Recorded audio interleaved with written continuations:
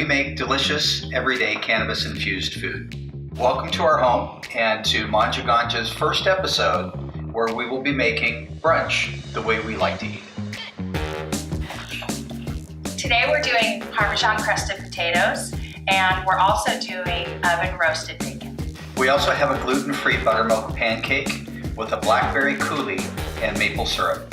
And our favorite, a scrambled egg with a roasted red pepper and honey goat cheese. We also have an exotic fruit platter and homemade senti. So come on into our kitchen and let's get cooking.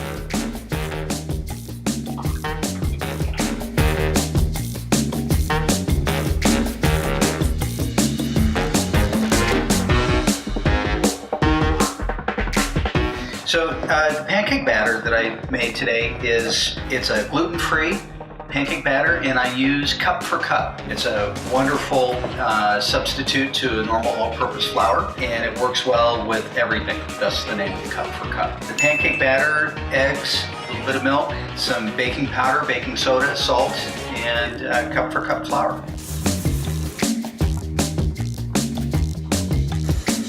Not quite done yet.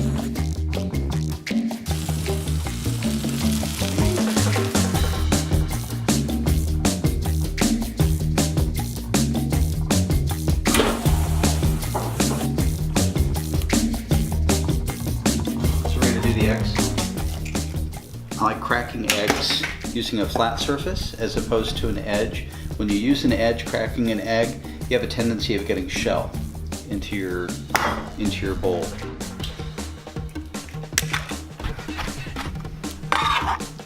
So when I'm scrambling eggs, I like to just whisk them very gently so that I'm not incorporating a lot of air and making it fuller. I just want to incorporate the egg, the white and the yolk together. And then I like adding a little bit of champagne vinegar. Allows for the flavor of the eggs to come out a little bit more.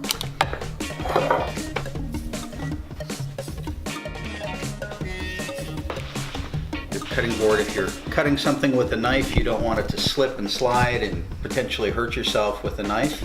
So I like putting down a little bit of wet paper towel. Push the cutting board down, and then it's secure. Another trick is that you want to take them off the heat before the eggs have completely cooked, because the heat from the pan will continue to cook the eggs.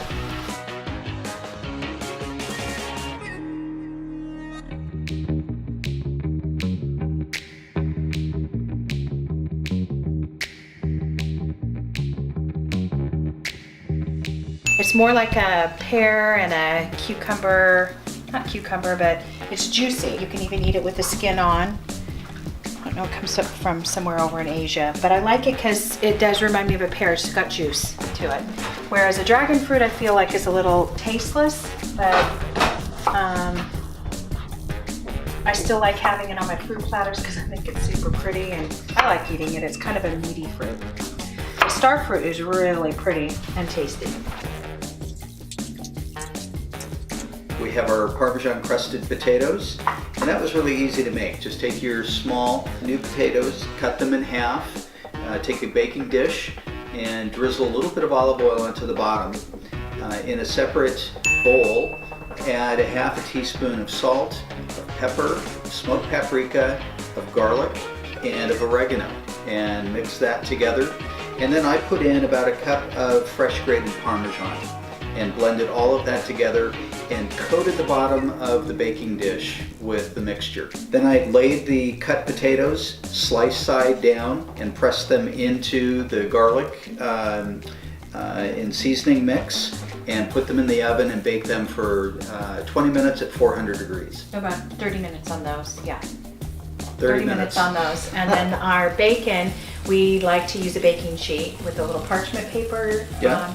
And we lay that down flat and just throw it in the oven at 400 for about 20 minutes on the bacon.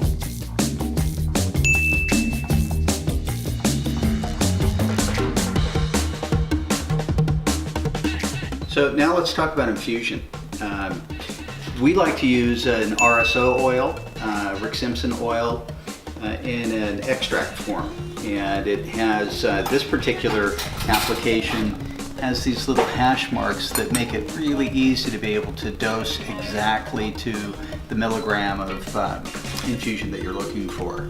So because we like to have our food prepared in a way that is more medicinal, we don't want to necessarily over-infuse and have too much of an elevated experience. So we'll make sure that the infusion is about 2 milligrams per ounce or 2 tablespoons for that.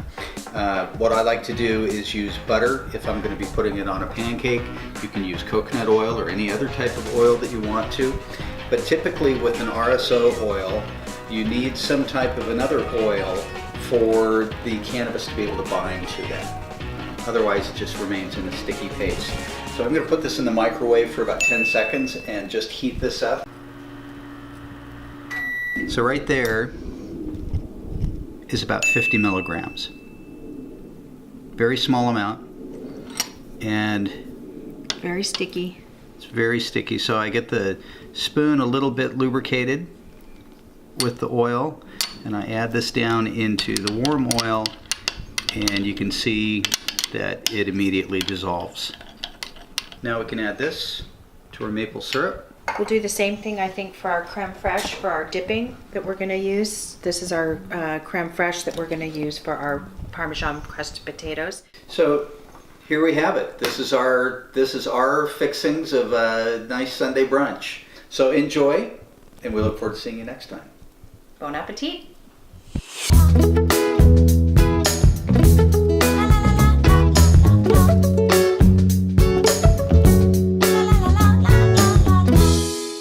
So today we're going to be doing what? Okay.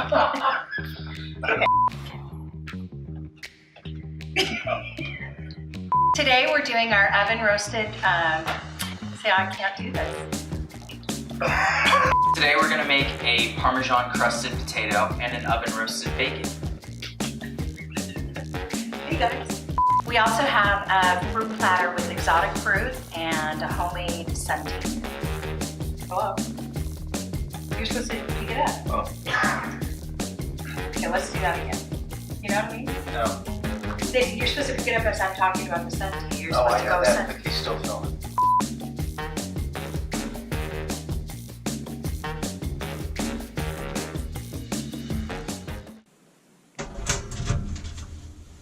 You're still here? It's over. Go home.